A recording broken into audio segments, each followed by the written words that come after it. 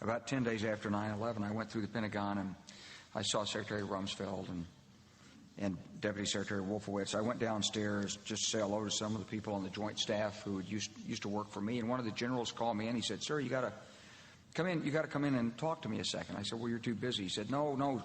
He says, "We've made the decision. We're going to war with Iraq."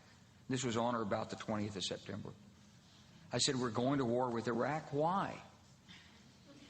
He said, "I don't know." He said, "I guess they don't know what else to do."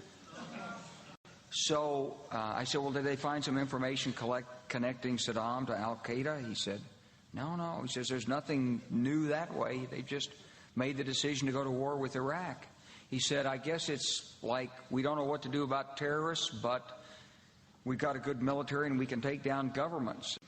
So I came back to see him a few weeks later, and by that time we were bombing in Afghanistan. I said, "Are we still going to war with Iraq?" And he said, "Oh, it's worse than that."